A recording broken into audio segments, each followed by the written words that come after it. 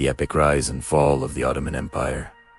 A 10-minute history. Hello history lovers, and welcome back to the channel. Today, we journey back in time to explore one of the most powerful and enduring empires in world history. The Ottoman Empire. For over 600 years, it stood at the crossroads of Europe, Asia, and Africa, shaping the world we live in today. So grab your virtual passport, and let's dive into the epic story of the Ottoman. Our story begins in the late 13th century in Anatolia, modern-day Turkey. A small Turkish tribe, led by a visionary chieftain named Osman Gazi, began to expand its territory. It's from his name, Osman, that we get the word Ottoman. What started as a small principality would, over the next century, grow into a formidable force, swallowing up neighboring territories and challenging the mighty Byzantine Empire. A pivotal moment came in 1453.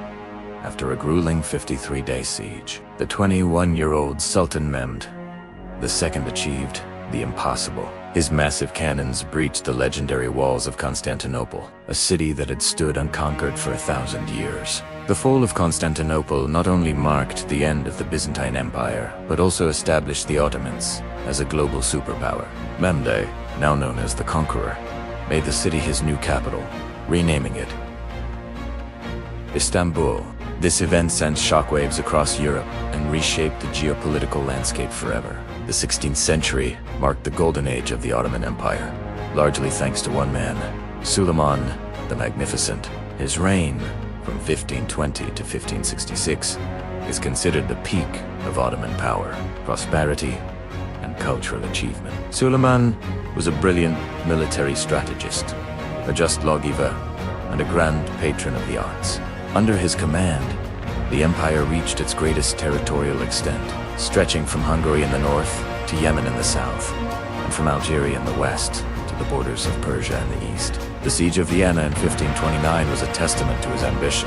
Although the Ottomans were ultimately forced to retreat due to bad weather and overstretched supply lines, the fact that they could threaten the heart of Europe demonstrated their immense power. At sea, the Ottoman navy, led by the legendary Admiral Barbarossa Heredin,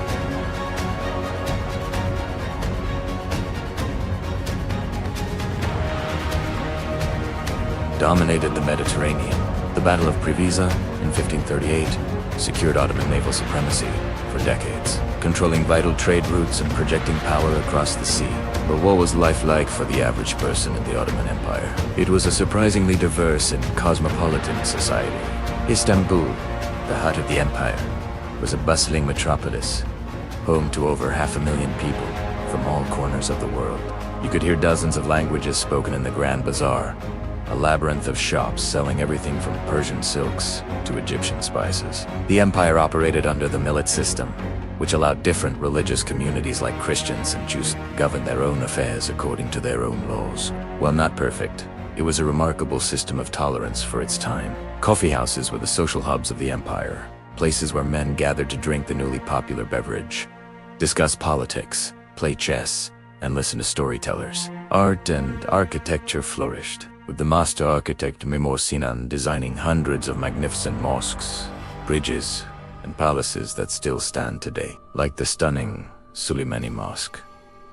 In Istanbul, the engine behind this vast empire was its formidable military. The Janissaries were the elite infantry force, the first modern standing army in Europe.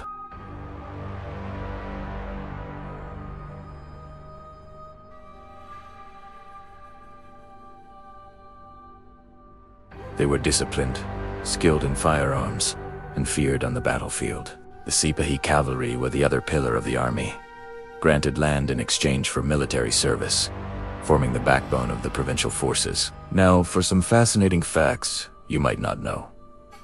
Did you know the Ottomans were pioneers in vaccination? Long before it was common in Europe, they practiced a form of smallpox inoculation called Lady Mary Wortley Montagu, the wife of a British ambassador, observed this in Istanbul in the early 18th century and helped introduce the practice to England. And how about this? Sultan Abdul Hamid II was a huge fan of Sherlock Holmes. He was the first monarch to read all of Arthur Conan Doyle's stories, and even invited the author to visit Istanbul. He also established a massive photography project, commissioning thousands of photos to document every corner of his empire.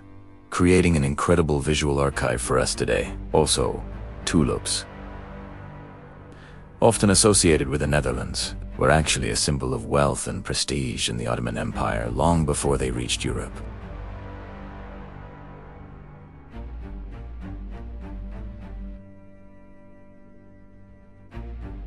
But like all great empires, the Ottoman Empire eventually faced decline. By the 17th and 18th centuries, a combination of factors began to weaken its foundations. A series of less capable sultans, rampant corruption, and falling behind Europe in military and industrial technology took their toll. The empire began to lose territory to rising powers like Russia and Austria.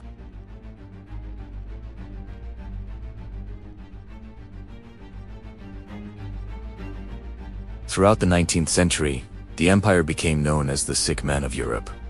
Despite attempts at reform, known as the Tanzimat, it struggled with internal revolts and external pressures from European powers who wanted to carve up its territories.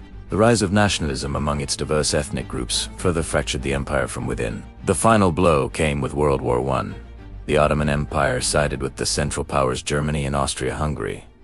The decision proved disastrous. After 4 years of brutal conflict, the empire was defeated and occupied by Allied forces. The Turkish War of Independence, led by the visionary General Mustafa Kemal Atatürk, followed. In 1922, the Sultanate was abolished, officially ending 623 years of Ottoman rule. A year later, the Republic of Turkey was born, with Ataturk as its first president, ushering in a new, modern era. From a small Anatolian tribe to a world-spanning empire, the legacy of the Ottomans is undeniable. They left an indelible mark on art, architecture, law, cuisine, and the very map of the world.